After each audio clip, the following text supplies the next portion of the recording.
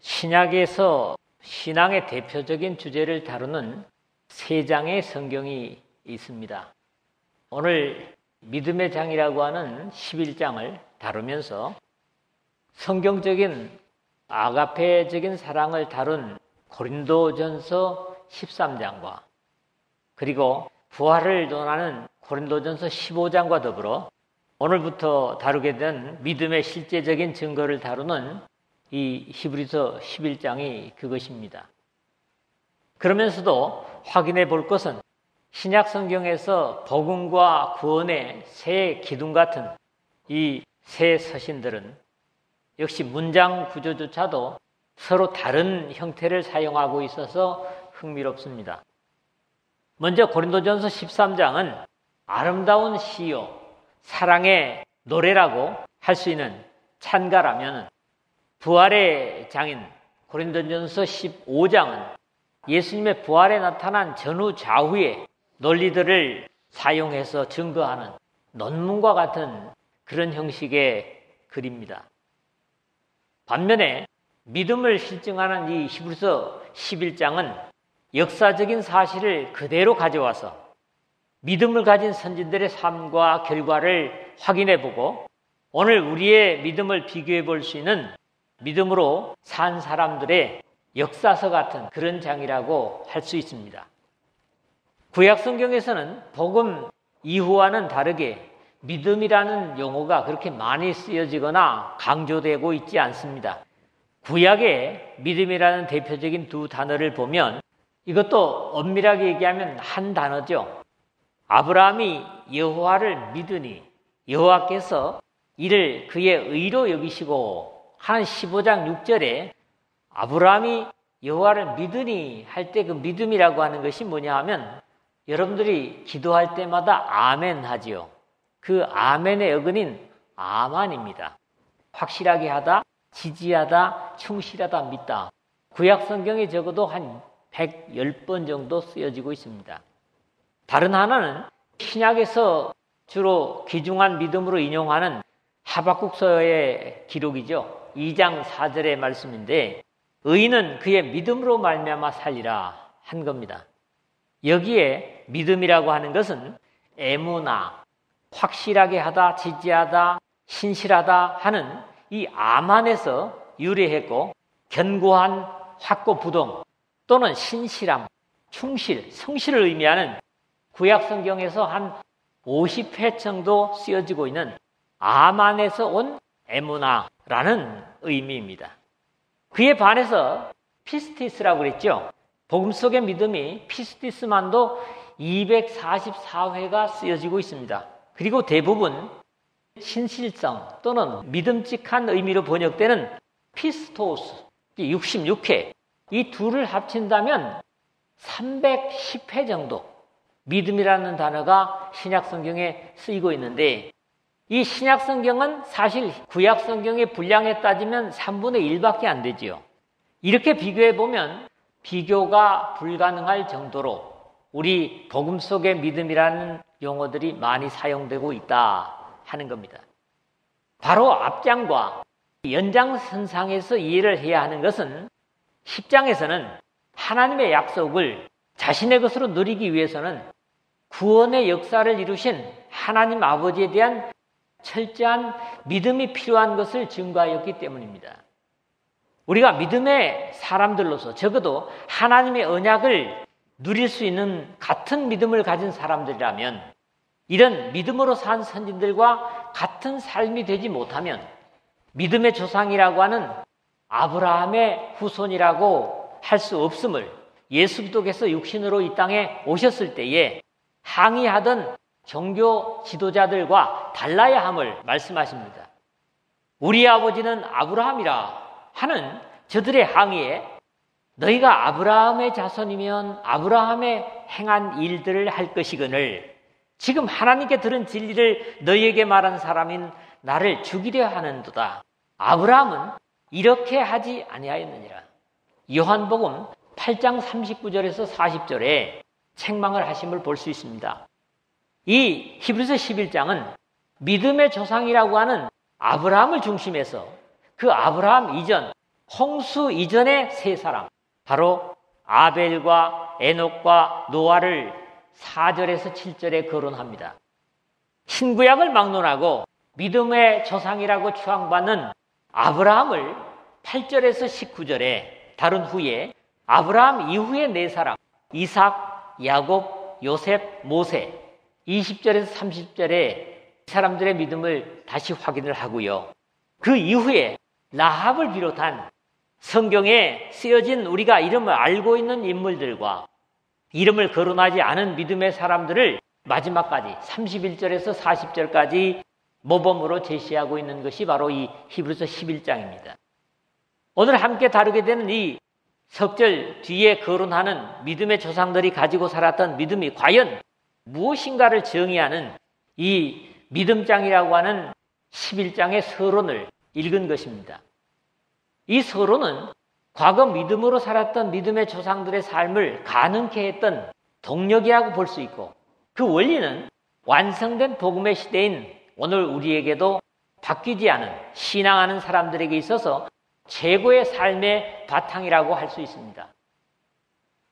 먼저 1절을 보지 못하는 것들의 증거가 뭐다? 보이지 않는 믿음이다.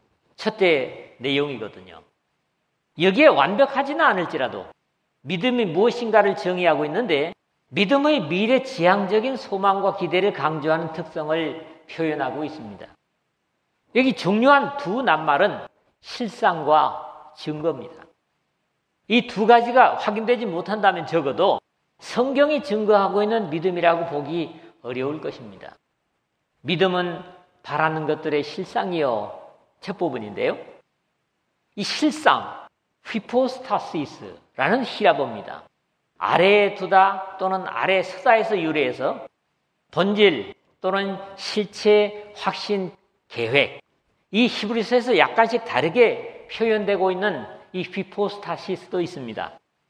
같은 낱말이 1장 3절 상반절에서는 하나님의 영광의 광채시요 본체의 형상이시라 그렇게 쓰이고 있는데, 여기 본체라는 말이 바로 휘포스타시스입니다. 그리고 3장 14절에 우리가 시작할 때에 확실한 것을 끝까지 견고히 잡고 있으면 이라고도 사용되는데, 확실한 것 역시 휘포스타시스입니다. 이 전반절에서 가르치고 있는 믿음의 정의를 두 가지로 이해할 수 있을 것 같습니다. 그 첫 번째는 현재에 속하기보다는 믿음은 미래에 속한 것이다, 이렇게 말씀드릴 수 있습니다. 이미 얻은 것이라기보다는 아직 완전히 얻지 못한 장래에 속한 것이라는 겁니다. 그러므로 믿음의 삶을 사는 사람들은 현실보다는 다가올 미래에 대한 기대로 사는 것이 당연한 것임을 이해하게 됩니다. 초대교회에 견디기 힘든 박해 속에서도 믿음의 사람들은 초연히 미래를 확신하면서 그 어려움을 기꺼이 견뎠고, 아브라함을 비롯한 이삭이나 이스라엘이라는 야곱도 역시 미래에 주실 더 큰 약속을 기대하고 바라면서 현실의 고달픈 삶을 꿋꿋이 지켜낸 사람들입니다. 두 번째는 이렇게 아직 얻지 못한 믿음의 약속을 현실로 누리는 삶이 역시 믿음인 겁니다.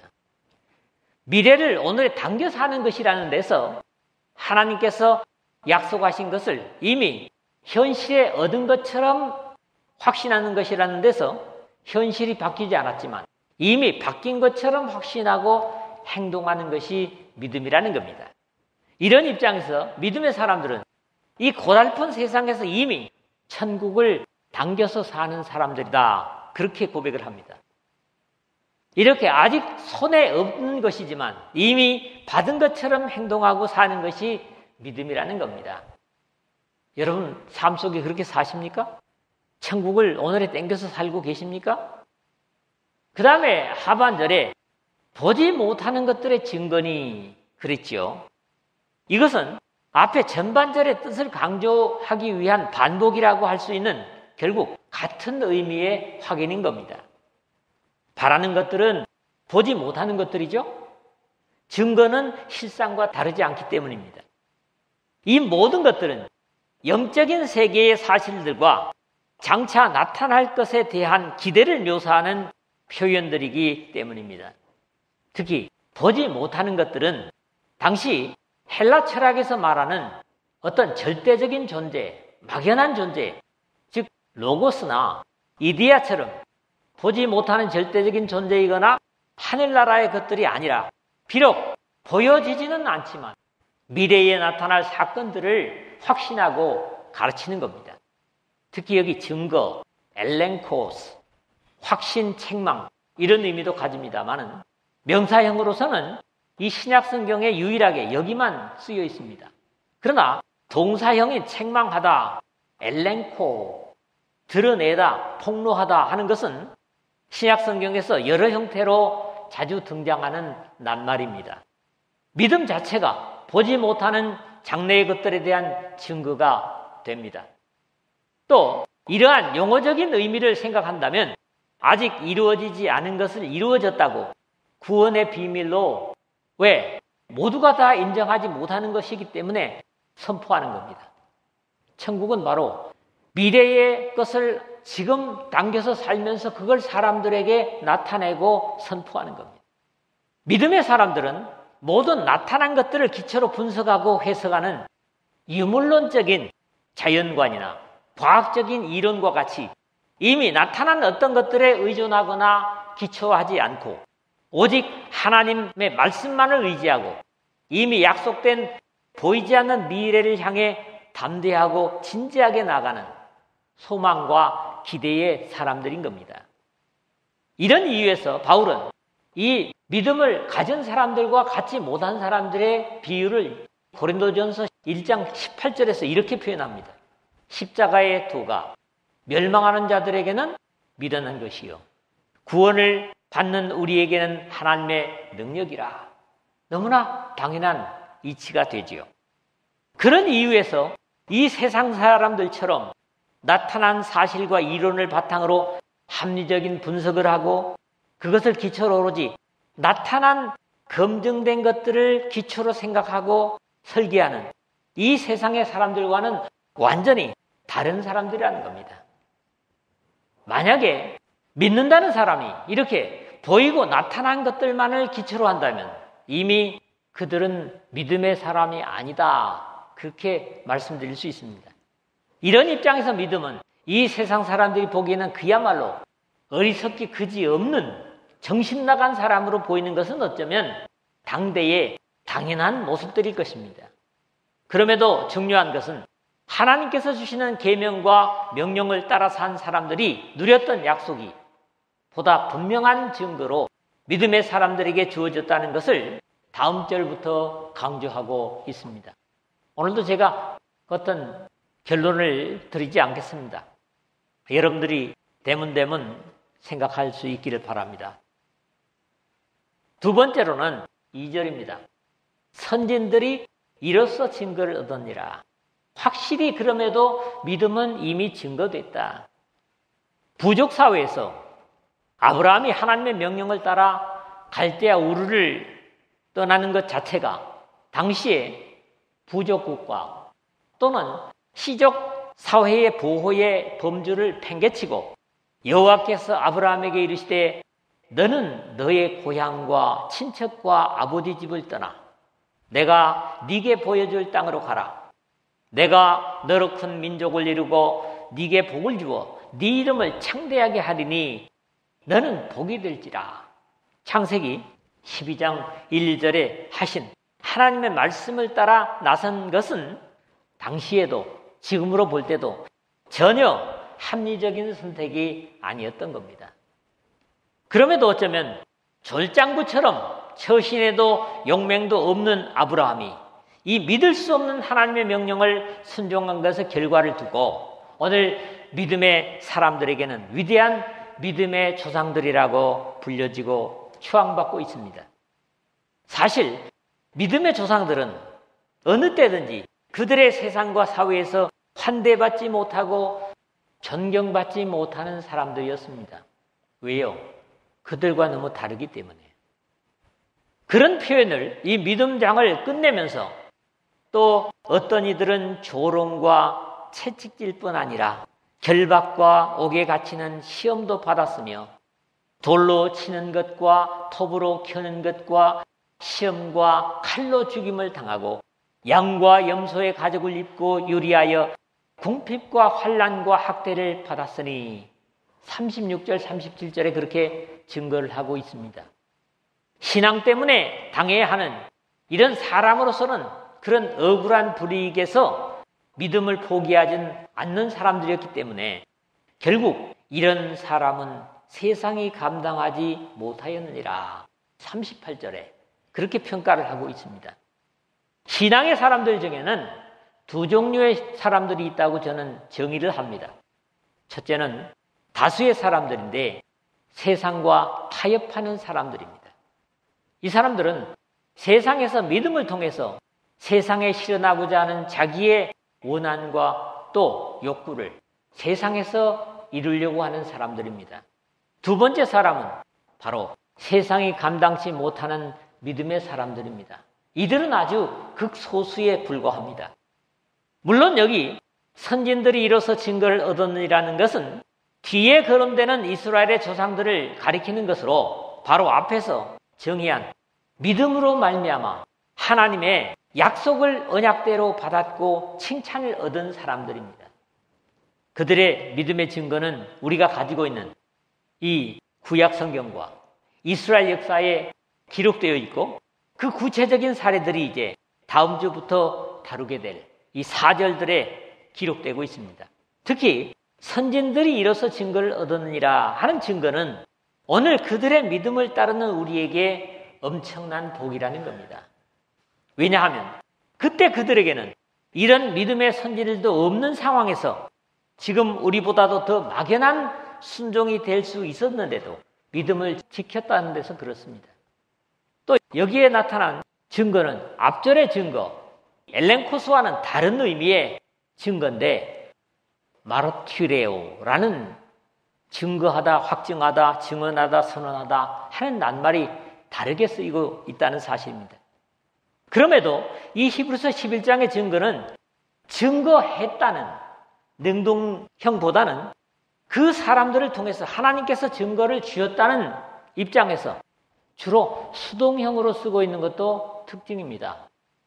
오늘 2절에 보는 대로 증거를 얻었느니라 수동형이죠.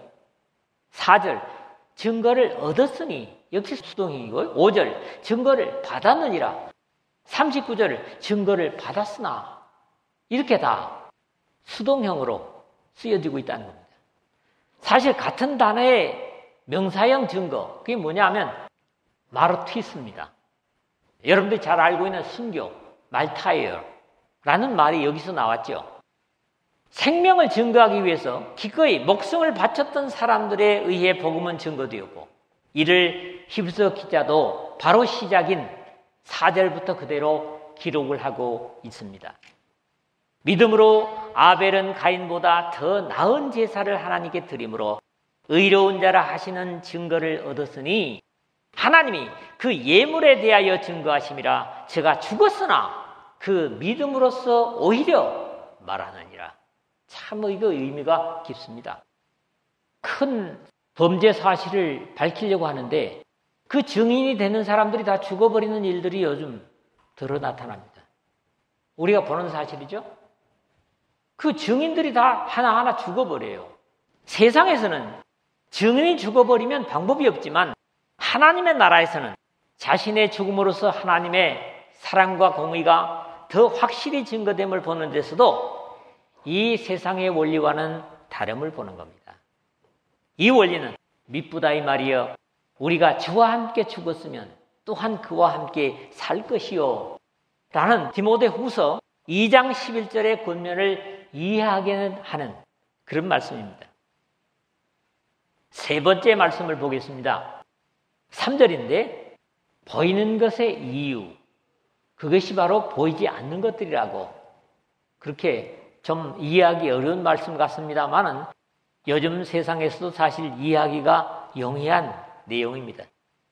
구체적인 믿음의 선진들, 개개인의 믿음의 역사를 다루기에 앞서 믿음의 가장 기초적인 그리고 기본적인 부분을 전체적으로 증의하는 내용이 이 서론의 마지막 3절의 말씀입니다.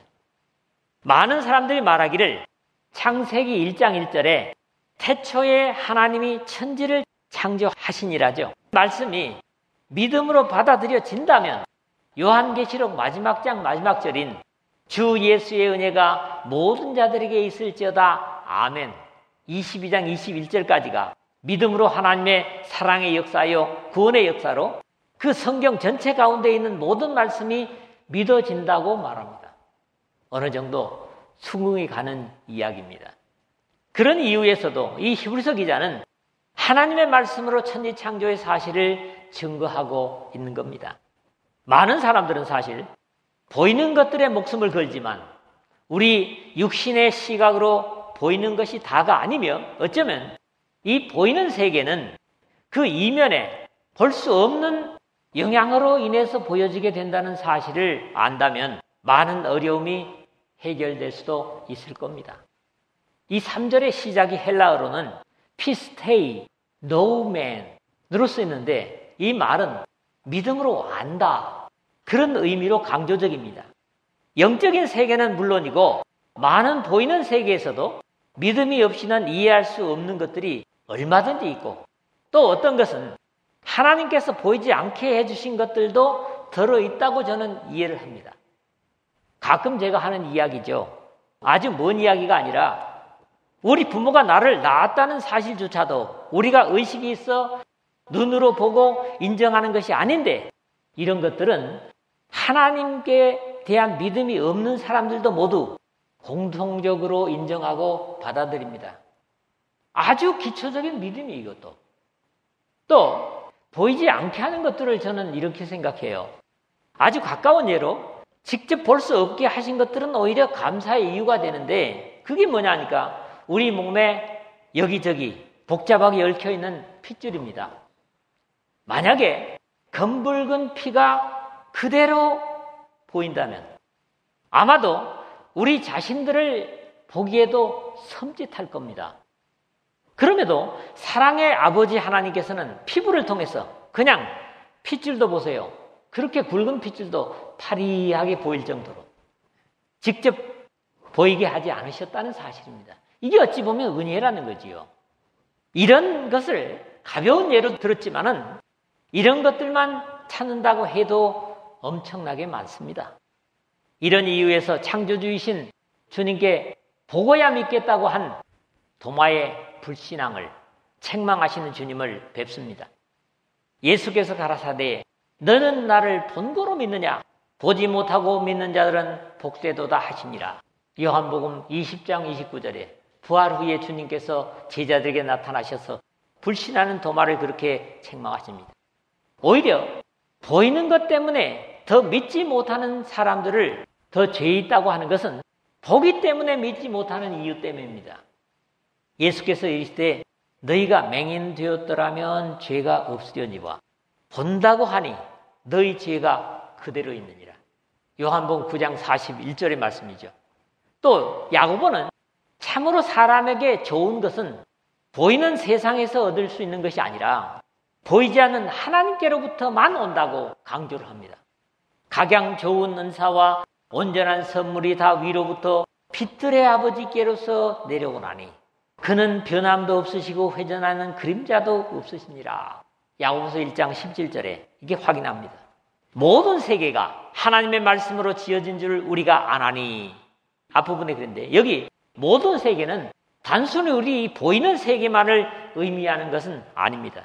바울이 골로새서에서 모든 피조 세계를 말하면서 만물이 그에게서 창조되되 하늘과 땅에서 보이는 것들과 보이지 않는 것들과 혹은 왕권이나 주권들이나 통치자들이나 권세들이나 만물이 다 그로 말미암고 그를 위하여 창조되었고 골로새서 1장 16절에 증거를 하고 있기 때문입니다. 또 하나님의 말씀으로 지어진 줄 믿음으로 안다고 했는데 여기 말씀은 일반적으로 예수 그리스도의 대명사요 인격이신 로고스가 아니라 헤마, 살아있는 목소리에 의해서 말하는 것으로 말한 것, 말, 발언 그런 의미로 태초에 하나님의 이르시되 빛이 있으라 하시니 빛이 있었고 1장 3절에 이르시되 라는 것처럼 있으라 하신 말씀에 의해서 있게 된 사실을 그대로 표현하는 겁니다.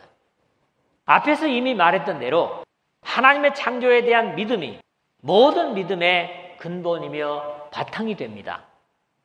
오늘날 진화론자들이 성경보다 더 많은 가설들을 만들고 이 세상의 자연 발생을 이해시키려고 하지만 그것은 때마다 장소마다 사람마다 달라서 일관되게 주장하는 하나님의 창조 역사와는 비교가 되지 않게 오히려 믿음의 눈으로 볼 때는 모순투성입니다.